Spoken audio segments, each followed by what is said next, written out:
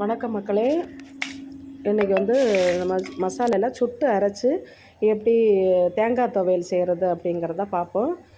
இந்த தேங்காய் துவையல் வந்து எல்லா டிஃபனுக்கு, அதாவது தோசை, இட்லி, அப்புறம் சாப்பாடு, நம்ம எங்கேயோ வெளியூர் சாப்பாடு எடுத்துகிட்டு போகிறோம் அப்படின்னு சொன்னால் கூட எடுத்துகிட்டு போகலாம். இது வந்து கெட்டு போகாது.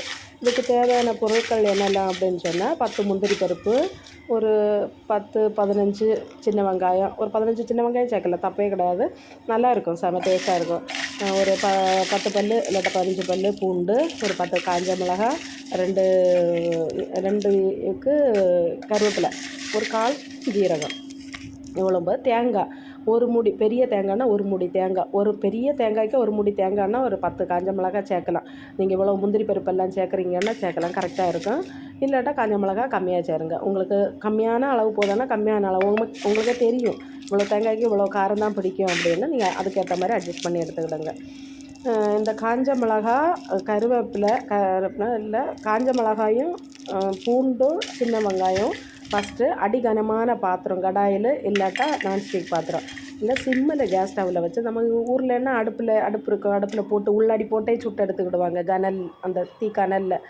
நமக்கு அடுப்பு இது கிடையாததுனால நம்ம கேஸ் அடுப்புலேயே வச்சு சூடாக்கலாம். சிம்மில் வச்சா போதும். நீங்கள் சிம்மில் வச்சு அப்பப்போ புரட்டி போட்டிங்கன்னாலே அழகாக அதுலேயே வெந்துடும். வேகிறதுக்கு ஒரு 10 நிமிஷத்துக்கு முன்னாடி இந்த 10 முந்திரி பருப்பையும் இந்த 2 எனக்கு கருவேப்பிலையையும் அதில் போட்டுக்கிடுங்க. 10 நிமிஷத்துக்கு முன்னாடி போட்டிங்கன்னா அந்த சூடுலேயே அந்த முந்திரி பருப்பும் கருவேப்பிலையும் வந்துடும். முந்திரி பருப்பு வந்து லைட்டாக கலர் கொடுக்கட்டும், அப்போ தான் அந்த டேஸ்ட், அந்த வாசனை ஃப்ளேவர் வரும் உங்களுக்கு. முந்திரி பருப்பு நம்ம பச்சையாக அப்படியே நம்ம வாங்கின மீனுக்கே போட்டோன்னா அந்த அளவு டேஸ்ட்டு வராது.